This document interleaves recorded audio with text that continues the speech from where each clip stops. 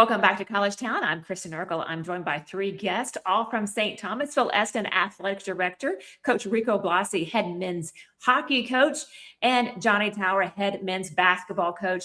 Thank you all for being a part of us today. It's been an exciting year for you as you have launched Lee and Penny Anderson Arena. So many firsts for you to look back on. We want to recap this first year, all the accomplishments, all the firsts, the fan excitement it's brought all of you guys and your teams. Phil, I want to start with you. It starts with a vision. And I want you to take me back a couple of years ago from where you were to where you are right now and how this came to be.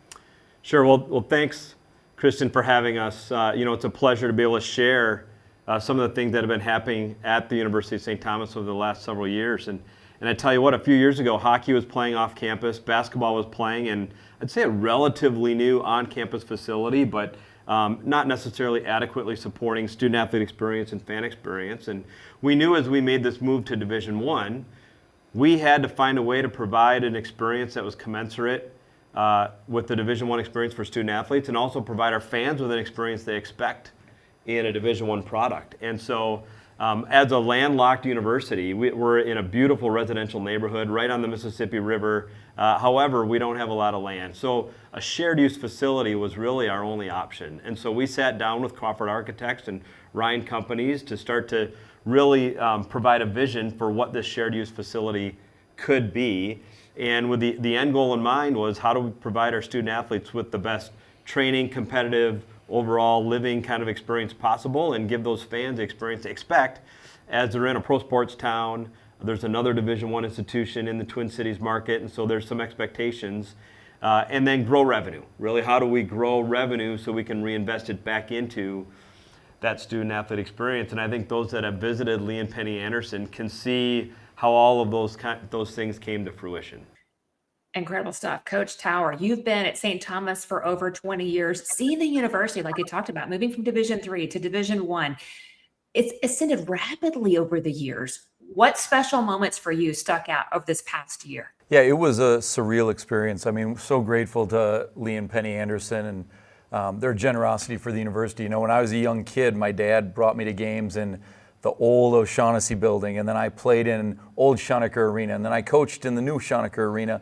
And so to see us move and all this happening so rapidly, as Phil said, you know, within our Division I trajectory, I'll never forget that first night. I mean, having coached 26 years, you've seen just about everything. And to see our student section full and to see Lee and Penny Anderson out at midcourt with Phil and President Vischer and the students chanting their name, it would just, you sort of, you know, feel your life flash by in the blink of an eye, and also just gave such great gratitude for what they've done for this university, not just this arena, but as we'll get into, I'm sure, all the training options and amenities that our student athletes and staffs benefit from each and every day. So it was a moment I will never forget. Coach Blasi, what about you? You guys moving hockey off-site to the on-campus arena had to be exciting for you. What were some of those first few memories for you getting settled in? Well, thank you for having us, Kristen, and I echo what Dr. Esten and Johnny have said. It was just incredible, and so many people worked so hard to make this a reality, and couldn't be more grateful for all of them. And you know, that first game for us as well, you couldn't hear yourself think on the bench or even just communicate with your players. It was pretty special to see everybody there and the excitement, but truly transformational for our program, coming off campus, back to campus, in a state-of-the-art building with all the amenities that come along with it. It really, just from a preparation standpoint to a game day experience, it really puts us in a situation where we can compete with some of the top-tier programs in the country, and really match the ambitions of what our athletes really aspire to be, and that's to play at the highest level in their sport, which is the NHL. Phil, going back to you, when you look at some of the grand opening events and student athletes, all the fan engagement things, what stands out to you as from this first year? And also show us, and I've watched a lot of videos and seen incredible pictures and everything online, but for those who haven't seen it, What does all this encompass? Yeah, sure. You know, again, it's supposed to be or intended to be almost a one-stop living space for our student athletes. And so not only does it include both training facilities and competitive facilities, so we've got a second sheet of ice where our hockey teams can practice.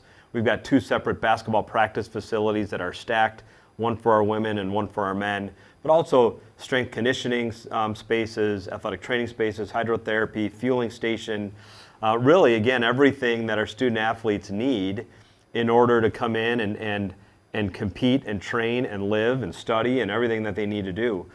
We've had several business partnerships emerge as a result of this. We've partnered with Levy to provide our food and concessions services, partnered with a local sports apparel company called Signature Concepts that provide us with our own little locker room for our fans, Tommies locker room. And so it really provides this space that as I've said before, elevates the experience for student athletes and for fans, and ultimately provides a community asset. Kristen, you know, this is something that won't only be used for varsity athletics. It'll also be used for convocation, for commencement. We've had several galas and other events in the space, high school commencements this year. So it provides really an opportunity for us not to just serve our internal community, but to be an asset to the broader St. Paul and Twin Cities community as well. Coach Tower, I want to bring you back in here. There's only a dozen or so basketball programs in the country to have their own dedicated practice facility. Can you speak to the impact that's had on your program? Well, yeah, I think it's had a positive impact really in myriad ways. When you think about, first off, our student athletes, to have the weight room and the locker room and the lounge and the film room all in sort of the same space, I think that has allowed them to be more efficient in their days, and it also has become a gathering spot where I loved our own space. I had been there for a long, long time. But the reality is our coaching offices were in a different building than our student athletes' locker room, the arena, et cetera. And so that would also minimize just the number of interactions you'd have with your players throughout the course of a day. And so now our offices overlook the practice facility. The players may not always like that because they may feel like they're in a little bit of a fishbowl. But it allows us to see them probably on different terms than just going to practice and seeing them more formally. The other part that I love about it is I think from a recruiting perspective, when you walk student athletes through, they see something that we seat 5,300 for basketball. So it's not the largest arena in the country, but I think it's as nice as anything you'll find at any level anywhere in the country. And it truly, Phil talked about some of the amenities.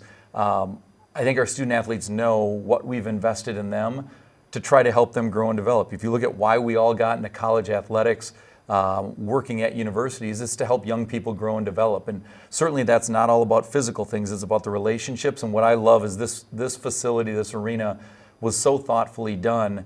And so our fans see the arena, but the behind the scenes things that our student athletes get to experience each and every day. And then selfishly, I get to see Rico more often, right? There's 7 teams.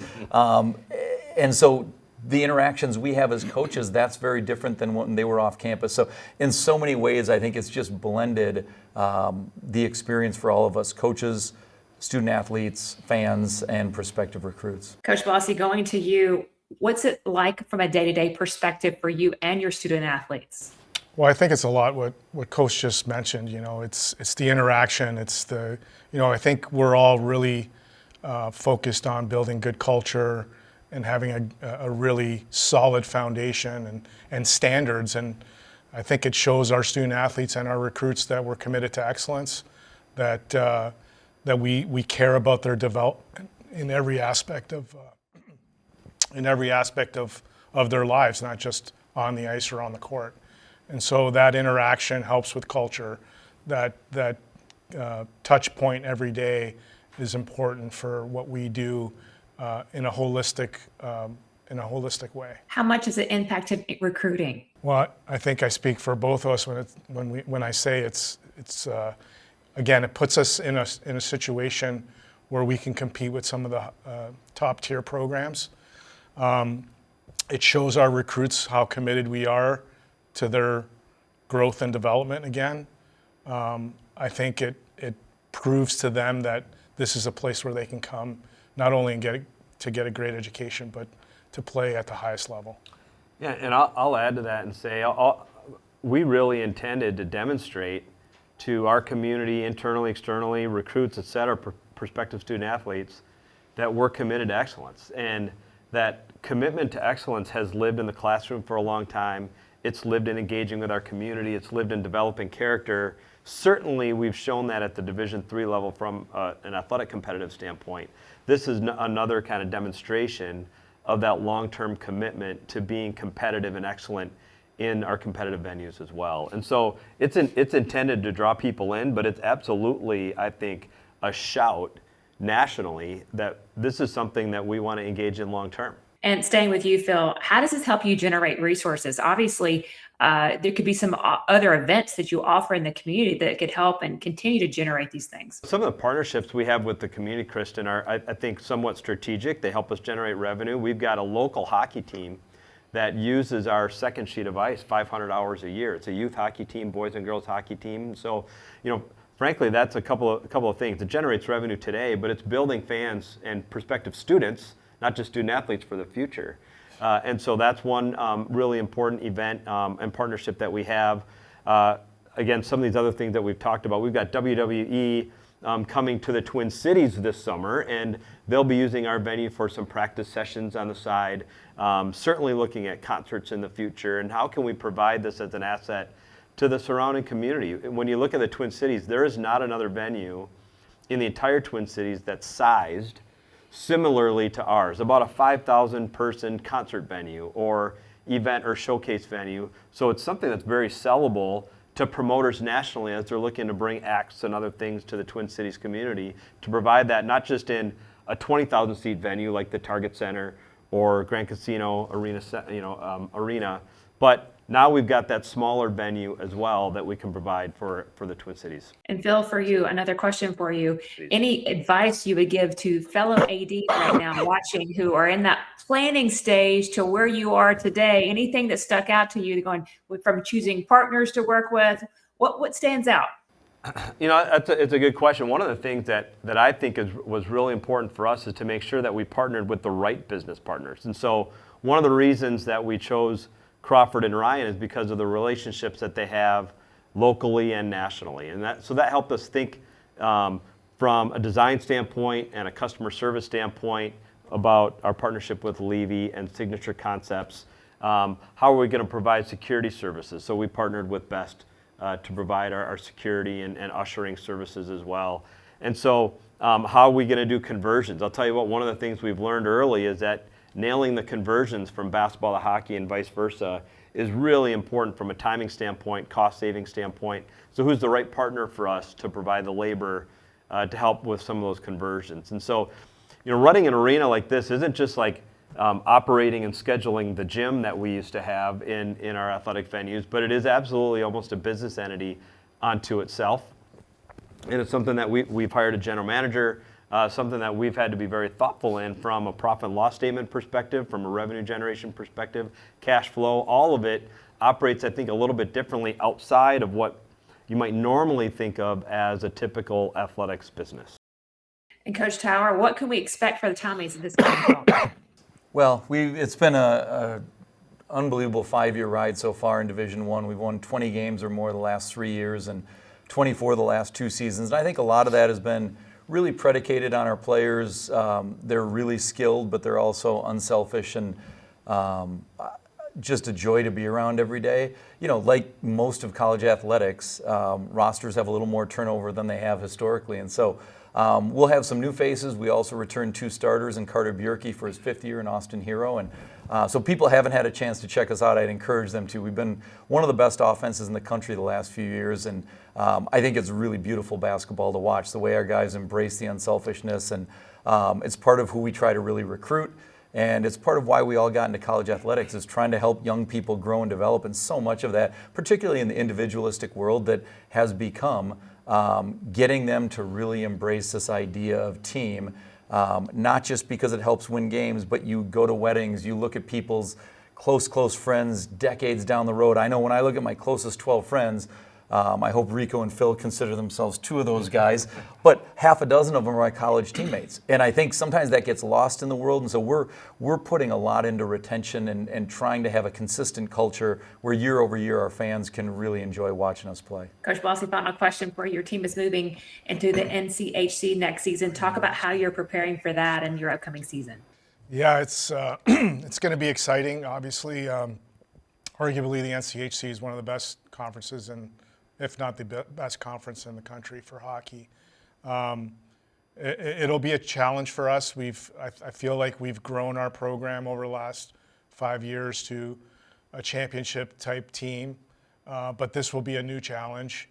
And so, having teams like North Dakota and Duluth and Denver and teams that have won national championships over the last few years in our building is going to be exciting for our fans and certainly for our student athletes to compete at the highest level. We returned 3 of our all-league players. We feel really good about our freshman class. So I feel like we'll be in a situation where we can compete at a high level and see what happens. It's going to be an exciting time. Thank you so much, all three of you, for your time and continued success. Thank you. Thanks so much, Kristen. Kristen.